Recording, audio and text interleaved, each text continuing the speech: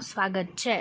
સમાચારમાં વાત કરીએ તો આજરોજ મળેલી પાલિકાની સામાન્ય સભામાં ભાજપના કાઉન્સિલર આશિષ જોશી દ્વારા હરની બોટ કાંડમાં શાળા સંચાલક સામે પાલિકા દ્વારા વસૂલવાના થતા લાખો રૂપિયા વસૂલી આ રૂપિયા દુર્ઘટનામાં મોતને ભેટનાર બાળકોના પરિવારજનોને આપવાની માંગ કરી હતી।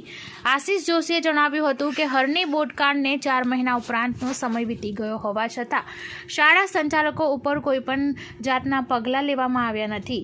આ દુર્ઘટનામાં શાળા સંચાલકોની પણ જવાબદારી છે અને તેમના દ્વારા કોઈ પણ જાતની આર્થિક મદદ પરિવારજનોને કરી નથી। ત્યારે તેમને શાળા સંચાલકો ઉપર 300 કમિશન ખાવાની લાલચ છે। 90 બાળકો હરણીના કોન્ટ્રાક્ટરોના હવાલે કરવામાં આવ્યા હતા। ત્યારે અમારા ધ્યાનમાં આવ્યું છે કે શાળાની સામે આવેલા સૂર્યનગર પાસેનું ગ્રાઉન્ડ આ શાળા સંચાલકો તેનો ઉપયોગ કરતા હતા। જ્યારે બનાવવાના બીજા કે ત્રીજા દિવસે વોર્ડના અધિકારીઓ દ્વારા ગ્રાઉન્ડને પંચકેસ કરીને સીલ કરવામાં આવ્યું હતું। તમે આવતા નથી અને ખાલી સીલ કરીને તંત્ર બેસી ગયું છે।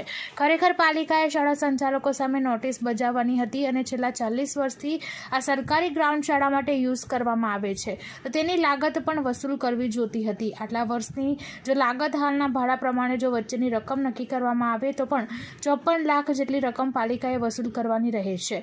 આ રકમ જો મૃતક બાળકોના પરિવારજનોને આપવામાં આવે તો તેમને રાહત થાય તેમ છે। આ સાથે પીપીપી મોડેલથી આપતા કોન્ટ્રાક્ટ સામે પણ તેમણે કર્યા હતા અને પોતાના વોર્ડમાં બીજા જરૂરી સૂચનો મુદ્દે પણ કમિશનરનું ધ્યાન દોર્યું હતું। બોટ કાંડને આજે 4 થી 5 મહિનાનો સમય જ્યારે વીતી ગયો છે, કોન્ટ્રાક્ટરો પર પગલાં લેવાયા, છૂટી પણ ગયા કેટલાક જામીન પર, પણ ક્યાંક ને ક્યાંક કોર્પોરેશનના અધિકારી અને શાળા સંચાલકો પણ આમાં જવાબદાર છે। ત્યારે જે શાળા સંચાલકોએ આ 300 રૂપિયા કમિશન વચ્ચેથી લઈને આ બાળકોને કોટિયા બંધુના હવાલે કરી દીધા હતા અને આ 300 રૂપિયા લેવામાં એમનો જીવ ગયો બાળકોને,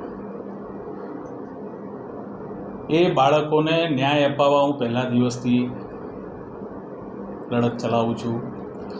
જ્યારે પણ બોટકાંડની વાત આવે છે ત્યારે શાળા સંચાલક પણ ક્યાંક ને ક્યાંક જવાબદાર છે। જો આપણે કશું ના કરી શકતા હોય ત્યારે મેં આજે કમિશનરશ્રીનું એટલે ધ્યાન દોર્યું છે કે 40 વર્ષથી ચાલતી આ શાળા, એની સામે આવેલું સૂર્યનગર ગરબા ગ્રાઉન્ડ જે કોર્પોરેશનની માલિકીનું છે, એ માલિકી કોર્પોરેશનની હોવાથી કોર્પોરેશન દ્વારા બનાવના 2 થી 3 દિવસ બાદ ત્યાં પંચનામું કરીને વોર્ડ ઓફિસર અને જમીન મિલકત શાખાની ટીમે ત્યાં તાળા મારી સીલ મારીને એ ગ્રાઉન્ડ પોતાના હસ્તક લીધું। ત્યારે એટલું તો સાબિત થાય છે કે કોર્પોરેશન આ શાળા ગ્રાઉન્ડ વાપરતી હતી અને એને સીલ મારવામાં આવ્યું છે। તો 40 વર્ષથી આ શાળા આ ગ્રાઉન્ડ વાપરે છે, ઉપયોગમાં લે છે અને લગભગ શૈક્ષણિક કાર્ય જે 270 થી 80 દિવસ વાર્ષિક ચાલતું હોય ત્યારે હાલની તો એક દિવસની લાગત જ 10,000થી વધુ રૂપિયાની છે।